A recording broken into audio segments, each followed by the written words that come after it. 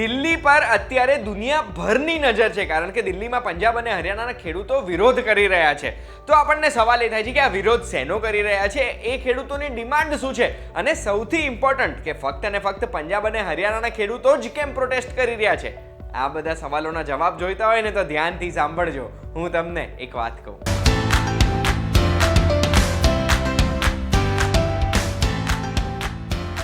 એક વાત કહું, આપનું સ્વાગત છે. મારું નામ છે ગુંજ ઠક્કર. હવે ચલો દિલ્હીના નારા સાથે પંજાબના ખેડૂતોએ 26મી નવેમ્બર 2020ના દિવસે દિલ્હી જવાનું ચાલુ કર્યું હતું, જેમને રોકવાનો પણ ખૂબ પ્રયાસ થયો હતો હરિયાણા બોર્ડર ઉપર. અને એ બધા જ દ્રશ્યો આપણે ઘણી બધી વખત તો ઓલરેડી જોઈને બેઠા છે. અને એની સાથે સાથે દિલ્હીમાં અત્યારે ફળ અને વેજીટેબલ્સ એટલે શાકભાજીના ભાવ પણ વધી રહ્યા છે, કારણ કે જે ટ્રાન્સપોર્ટ વાળાઓ દિલ્હી પહોંચતા હોય ને, દિલ્હી પહોંચવામાં એમને તકલીફ પડી રહી છે, કારણ કે લાખો ખેડૂતો પંજાબ અને હરિયાણાથી દિલ્હીને ચારેય બાજુથી ઘેરીને બેઠા છે, ઘણા બધા રોડ પર ચક્કાજામ કરીને બેઠા છે. ત્યારે આપણને ત્રણ મુખ્ય પ્રશ્ન થાય છે. આ ખેડૂતો પ્રોટેસ્ટ એટલે વિરોધ કેમ કરી રહ્યા છે? બીજો પ્રશ્ન છે, ફક્ત અને ફક્ત પંજાબ અને હરિયાણાના ખેડૂતો જ આપણને વધારે કેમ જોવા મળે છે? અને ત્રીજો પ્રશ્ન, આ ખેડૂતોની ડિમાન્ડ શું છે? તો આ ત્રણેયના જવાબ આપીને એ પહેલા હું તમને કહી દઉં કે આપણા દેશમાં સપ્ટેમ્બર મહિનામાં 3 કૃષિને લઈને જે બિલો રજૂ થયા હતા પાર્લામેન્ટમાં, એ 3 પાસ થઈ ગયા છે. 3 કાયદામાં ચેન્જીસ કર્યા હતા, એને લઈને આ વિરોધ છે. એ ચેન્જીસની વાત આપણે ઓલરેડી કરી ચૂક્યા છે, પણ જેમને નથી ખબર કે આ 3 બિલોમાં શું ચેન્જીસ કર્યા હતા, એના માટે એન્ડ સુધી આ વિડીયો જોજો. એન્ડમાં હું તમને જણાવવાનો છું કે શું ચેન્જીસ હતા. સૌથી પહેલા આપણે આપણા પ્રશ્નોની વાત કરીએ. પહેલો પ્રશ્ન એ હતો કે કેમ આ ખેડૂતો વિરોધ કરી રહ્યા છે? તો એ પ્રશ્નનો જવાબ હું તમને આપીશ ને, તો એમાં ઘણી બધી વસ્તુઓ છે. સૌથી પહેલા તો ખેડૂતો આ 3 જે કૃષિને લાગતા બિલો પાસ થયા હતા ને, એનો જ વિરોધ કરી રહ્યા છે. એમાં બી સ્પેસિફિકલી બધા ખેડૂતોનું કહેવાનું એવું છે કે આ બિલમાં 3 બિલમાં ક્યાંય પણ એમએસપી એટલે મિનિમમ સેલિંગ પ્રાઇસનો ક્યાંય ઉલ્લેખ જ નથી. એમએસપી શું છે? મિનિમમ સેલિંગ પ્રાઇસ, કે સરકાર દરેક અલગ અલગ પાકની દરેક અલગ અલગ સિઝનમાં એક ભાવ જાહેર કરતી હોય છે, જે મિનિમમ સેલિંગ પ્રાઇસ હોય. અને જો અગર ખેડૂતોનો પાક નથી વેચાતો તો સરકારે મિનિમમ સેલિંગ પ્રાઇસ ઉપર ખરીદી લેતી હોય છે એ પાક, જેનાથી ખેડૂતો જે ઓલરેડી કર્જામાં ડૂબાયેલા હોય છે એ ખેડૂતોને નુકસાન નથી પહોંચતો. બીજો વિરોધ જે એમણે કર્યો છે ને, એ શું કર્યો છે કે કોન્ટ્રાક્ટ ફાર્મિંગનો ઉલ્લેખ કર્યો છે એક બિલમાં. અને એ કોન્ટ્રાક્ટ ફાર્મિંગથી શું થશે, પહેલેથી કંપનીઓ ટાઈઅપ કરી દેશે ખેડૂતોની જોડે કે તમારા ખેતરમાં આટલો પાક નીકળ્યો, આટલા ભાવે આપણે ડન કર્યો.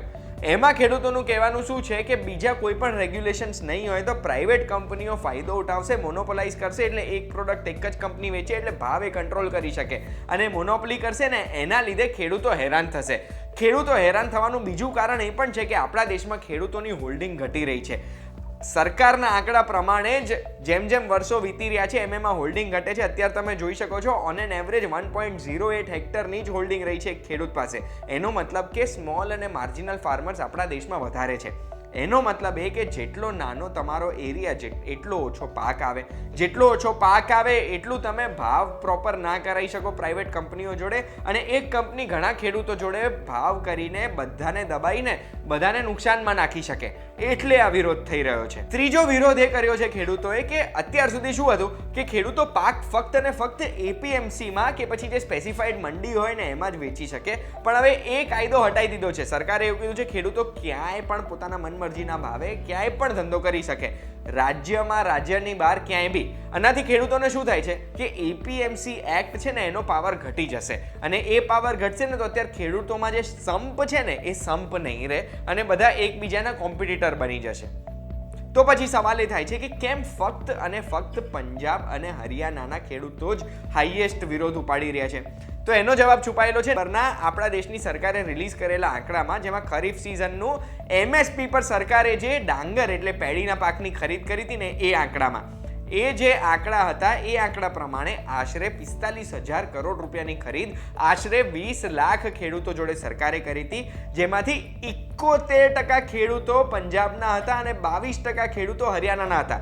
એટલે સરકારે જેટલી ખરીદ કરીને 45,000 કરોડની, એના આશરે 93% ખેડૂતો તો ફક્ત પંજાબ અને હરિયાણાના હતા ને દરેક ખેડૂતે એમએસપી પર માલ વેચ્યો છે. એટલે એ લોકોને શું ડર છે કે એમએસપી હટી જશે ને તો પછી અમને નુકસાન જશે, અમારો પાક અમે અમારા ભાવે નહીં વેચી શકીએ, નુકસાન કરીશું તો પછી ખેતી કરવાનો કોઈ ફાયદો જ શું? તો પછી હવે આપણો સવાલ એ છે કે આ જે ખેડૂતો અત્યારે પ્રોટેસ્ટ કરી રહ્યા છે, વિરોધ કરી રહ્યા છે દિલ્હીમાં, એમની ડિમાન્ડ શું છે? આ પ્રોટેસ્ટ ક્યારે બંધ કરશે?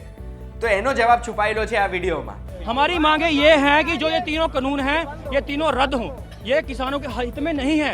इन्होंने एमएसपी पे बात नहीं करते। एमएसपी बात क्यों नहीं करते? अगर सरकार अपना पैर पीछे खींच लेगी तो किसान कहां जाएगा ट्रायल लेके?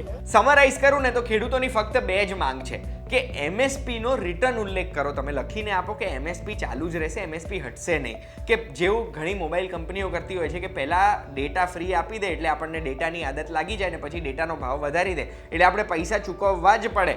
બસ એવી રીતે જ એવું કહે છે કે આ લોકો કે નવા જે બિલો પાસ થયા છે એના પછી નવા કાયદા પ્રમાણે એમએસપી અત્યારે તો રાખશે પણ ધીમે ધીમે હટાઈ દેશે તો અમે શું કરીશું. એટલે એમને લેખિતમાં એમએસપી જોઈએ છે. અને બીજું, ઘણા બધા ખેડૂતો એવું જ કહે છે કે આ 3 સંશોધન જે કર્યા છે ને 3 કાયદામાં એ 3 પાછા હટાઈ દો. તો એટલે જ હવે સમય આવી ગયો છે કે 3 કાયદામાં જે સંશોધન થયા હતા ને એ હું તમને જણાવી દઉં. તો પહેલું જે હતું farmers trade and commerce bill, એ બિલમાં સરકારે શું ચેન્જીસ કર્યા છે કે હવે ખેડૂતો ફક્ત મંડીમાં નહીં વેચી શકે, ખેડૂતો ક્યાંય બી વેચી શકે અને ખેડૂતો પોતાના પાકનું ડાયરેક્ટ માર્કેટિંગ કરી શકશે. પછી જે બીજું બિલ હતું એ farmers price assurance and farm services bill હતું, જે બિલમાં સરકારે આ વસ્તુ ઉમેરી છે કે હવે ખેડૂત પોતે જાતે કંપનીની જોડે ડાયરેક્ટ ટાઈપ કરી શકશે અને પાક હજુ તો એમણે અગર સીડ્સ જ નાખી છે, હજુ જમીનમાં ખાલી બીજ જ રોપ્યા છે ને એના પછી બી એ નક્કી કરી શકશે કે આમાં જેટલો પાક થશે ને એ હું આ કંપનીને આટલા ભાવે વેચી શકીશ ને એમાં જે ભાવ નક્કી થશે ખેડૂત અને કંપની બંને મળીને ભાવ નક્કી કરી શકશે. ત્રીજો જે ચેન્જ કર્યો તો એ એસેન્શિયલ કમોડિટીઝ એક્ટમાં કર્યો. તો એસેન્શિયલ કમોડિટીઝમાં તમે સ્ક્રીન ઉપર જો છો ને દરેક કમોડિટીમાં પહેલા નિયમ શું હતો કે એને તમે હોલ્ડ ના કરી શકો, સરકાર નિયમ બનાવે એ નિયમ પ્રમાણે તમે વેચી શકો અને ઘણા બધા એમાં રેગ્યુલેશન્સ હતા. પણ આ નવા ચેન્જીસ પછી, નવા સંશોધન પછી એસેન્શિયલ કમોડિટીઝ એક્ટમાંથી આ બધી વસ્તુઓને હટાવી દેવામાં આવી છે. અને એટલે જ હવે લોકોને ડર શું છે કે આ હટાયા પછી હોર્ડિંગ ચાલુ થઈ જશે, એટલે જે સંગ્રહખોરી થતી હોય છે ને એ ચાલુ થશે, જેનાથી ભાવ ઊંચા જશે અને દેશમાં ઘણા મોટા પ્લેયરો જ મોનોપોલી સર્જાવશે અને પછી એ ફાયદો ઉઠાઈ જશે. હવે અત્યારની સિચ્યુએશન દિલ્હીમાં એ છે કે સરકારે એવું કીધું છે ખેડૂતોને કે તમે એક કમિટી બનાવજો, કમિટી અમારી જોડે કોઈ પ્રકારના ડિસ્કશન કરી શકે, પણ ખેડૂતો ના પાડીને બેઠા છે કે અમારી જે ડિમાન્ડ છે એ પૂરી કરો, એમએસપી નો રિટર્ન ઉલ્લેખ અને આ 3 બિલ પાછા ખસેડો. આ બંને કરશો પછી જ અમે દિલ્હી છોડીશું, નહીં તો ત્યાં સુધી અમે દિલ્હી રહીશું. હવે એપિસોડ પૂરો થાય ને પહેલાં હું તમને એક બહુ ઇન્ટરેસ્ટિંગ ફેક્ટ એ કહેવા માંગુ છું કે એમએસપી એટલે મિનિમમ સેલિંગ પ્રાઇસ છે ને એનો ઉલ્લેખ હાલની તારીખમાં પણ કોઈ પણ કાયદામાં નથી. એટલે માની લો સરકાર કોઈ પણ યોજના આપે છે ત્યાંના નાગરિકોના ફાયદા માટે, બસ એવી તે જ એમએસપી ખેડૂતોના ફાયદા માટેની એક યોજના છે જેનો કોઈ પણ કાયદામાં કોઈ જગ્યાએ ઉલ્લેખ અત્યારે છે જ નહીં. આશા રાખું છું આજના એપિસોડ પછી તમને ખબર પડી ગઈ હશે કે દિલ્હીમાં અત્યારે ખેડૂતો કેમ વિરોધ કરી રહ્યા છે ને એની આજુબાજુની સમગ્ર માહિતી તમે સમજી ગયા છો. તમારો કોઈ પણ ઓપિનિયન છે, તમે જો અગર કોઈ ખેડૂતને ઓળખો છો કે તમે પોતે ખેડૂત છો તો મને જરૂરથી કમેન્ટમાં જણાવજો કે તમને આમાંથી શું યોગ્ય લાગે છે અને શું નહીં. તમારું ઓપિનિયન જણાવશો તો એટલું નોલેજ અમને વધારે મળશે. આ એપિસોડ તમને ગમ્યો છે તો બધાની જોડે શેર કરી દેજો.